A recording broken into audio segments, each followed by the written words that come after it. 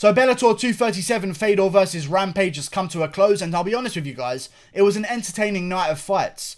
Okay, and it leaves us asking the question, where does Bellator go from here? What's next after Bellator 237? You had MVP crushing yet another can in impressive fashion. You had Lorenz Larkin having an entertaining fight with Keita Nakamura, getting a big win there for himself. Then you had fucking Michael Chandler with a big win over a guy with a cool surname in Sydney Outlaw. Fedor, of course, KO's Rampage Jackson, and the legend of Fedor lives on. I want to build a card in the future for Bellator based around this card. And to do that, we first need to find a gap in the UFC schedule. And I'm telling you, Scott Coker, if you're watching this video, you can take this idea from me. Okay? What I'm doing here, Scott Coker, as a genius, is I'm looking to see where there isn't a UFC fight on. And you know what I've found so far? There isn't one in the beginning of April.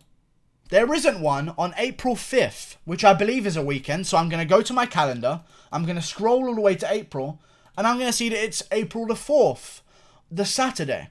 And I'm going to build a Bellator card around April the 4th. Because according to the UFC, there's no event then. And you know what that card is going to be?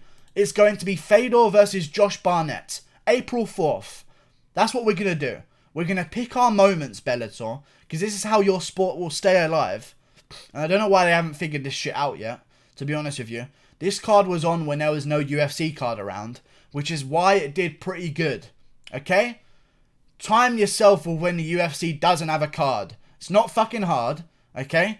Let's just find any venue and stream it in a weekend where there's no UFC. Because that's the only time you're going to capitalize on a fan base of hardcore MMA fans that have nothing to watch and they're tuning into Bellator, okay? And we're going to make it Fedor versus Josh Barnett. That's what we're going to do. Fedor Emelianenko, Josh Barnett. Then, in the co-main event, you know what we're going to do? We're going to do MVP versus Lorenz Larkin. Maybe in the third fight down the list. Do you know what we're going to do then? We're going to try and rebook Michael Chandler versus Benson Henderson 2. And if we don't rebook Michael Chandler versus Benson Henderson 2, then we're going to get Michael Chandler on the card with another guy that he can just completely crush. Okay? Michael Chandler, Benson Henderson 2. Sounds good. On the card. Write it down. April 4th. Pay them what they deserve or what they're going to get anyway. Make everyone happy. Get them on the card April 4th. Michael Chandler versus Benson Henderson. The rematch. Fedor versus Josh Barnett to headline the card. The one we all wanted to see for a decade away of waiting for that fight. Michael Venom Page versus Lorenz Larkin. Winner gets Douglas Lima. Tell me I'm wrong here. I look at the rest of this card. Kana Watanabe is 9-0. Okay, big win by TKO in the third round. Stick her back on the card against another woman that she can completely crush. Okay, Goti Yamauchi had a big win over Darren Cruikshank in the lightweight division. Maybe we do him versus Michael Chandler.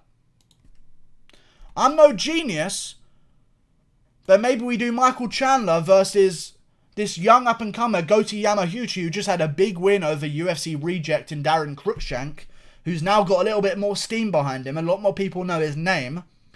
Lightweight division, if you can't get Benson Henderson on the line to take a rematch versus Michael Chandler, Goti Yamaguchi, Michael Chandler in the lightweight division. Winner gets a shot against Patricio Pitbull.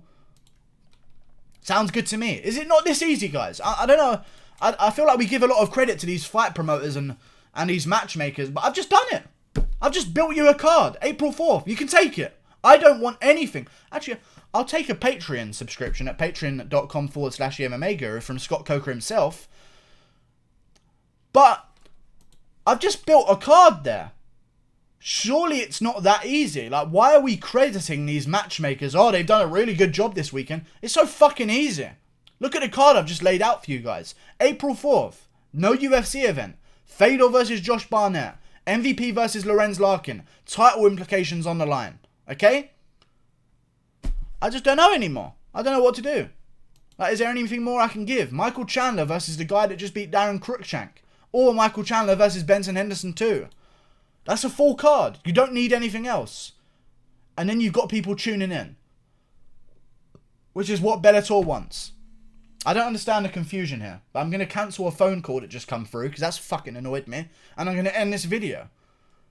Like and subscribe. That's a great event. Tell me I'm wrong. That's an amazing event.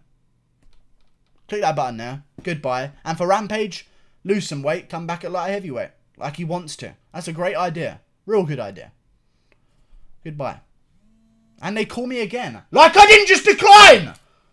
I just declined a call. You know what declining a call means, guys? There's a reason, and I'm going to vent this anger onto you guys right now. Okay? I decline a call, and it's the decline button says busy on it. Which might... Actually, they could be dying. I didn't even think about that. Goodbye. I should stop being so selfish. They could literally be just bleeding out in the street. Like and subscribe. See you later. Obviously, it's an emergency because they've interrupted twice. It better be an emergency. Goodbye.